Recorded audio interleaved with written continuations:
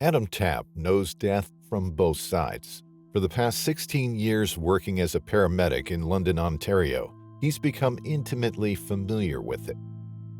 On February 28, 2018, the 35-year-old woodworking hobbyist is at home with friend Mark Wilson.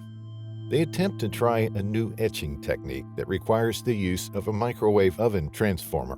When Adam is momentarily distracted, the rods on the device start to bend and arc in his hand before accidentally touching. 1 second, he's talking to Mark. The next, he's being electrocuted. I remember just sort of being there, talking to Mark, and all of a sudden, a snap. It was the most excruciating thing I ever could have imagined. I wasn't cognizant of my surroundings or anything. The current just shut off all my senses. I couldn't hear anything. I couldn't see anything. Just these vertical, iridescent green bars, like cylinders of various sizes. I remember thinking, I'm being electrocuted. I can't breathe. I think I'm dying. And he is, for 11 and a half minutes.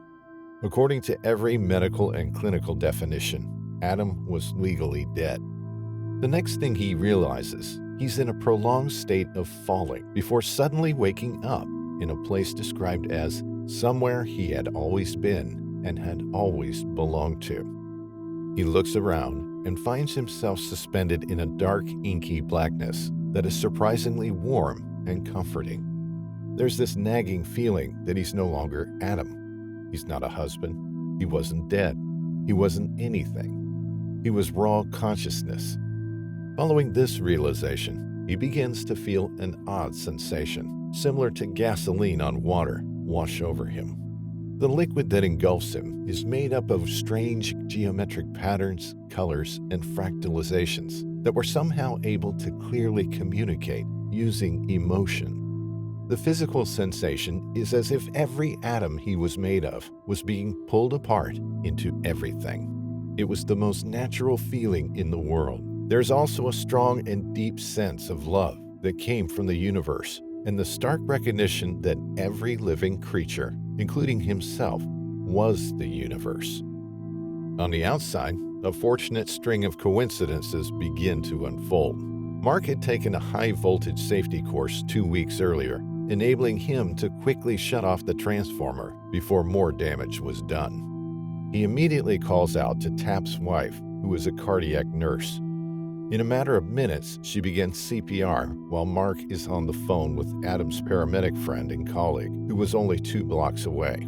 They arrive in time to defibrillate, ventilate, and get a pulse out of him. But in order to funnel the drugs needed to start his heart, they still need to drill a hole in his shoulder bone. After 2 defibrillations and a round of epinephrine, Adam Tapp is brought back from the dead.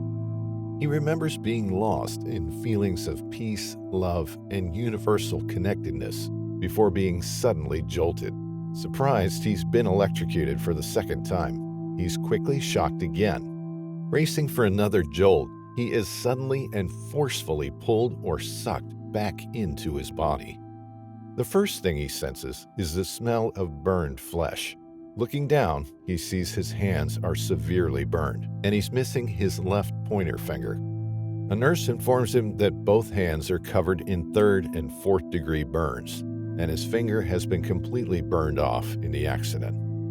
Then everything goes dark again. Shortly after being resuscitated, Adam slips into a coma for the next 6 hours. When he regains consciousness, he finds himself in the ICU, covered in blue and white tubes.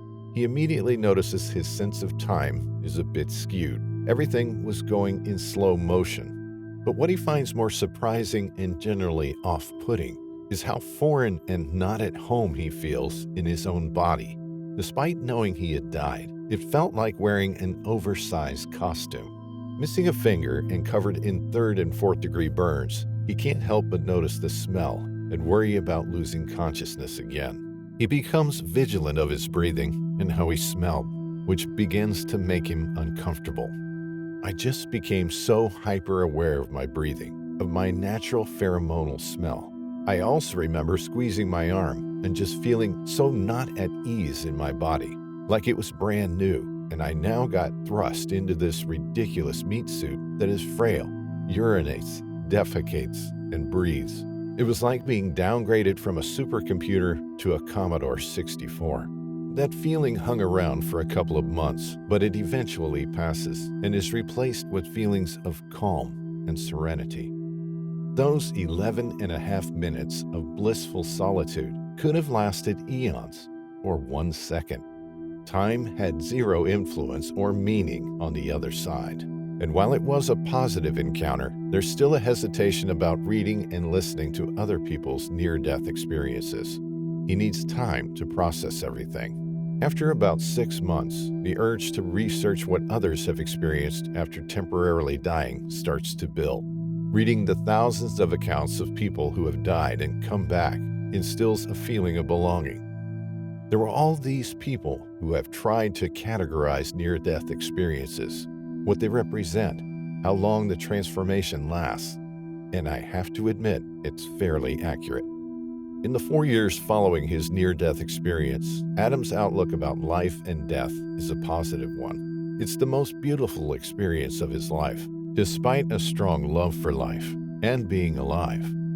I love doing things and experiencing happiness and irritation and frustration, and I really don't even know what stress is anymore.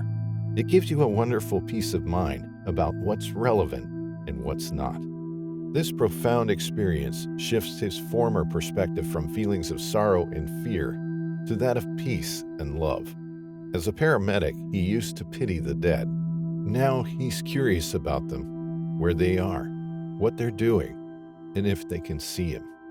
The certainty that life continues after death isn't even a question anymore.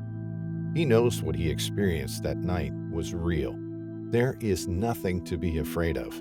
Nothing to be insecure about. There is no self-loathing, anxiety, stress, or hate on the other side. Being dead is about being nothing and being perfect at the same time.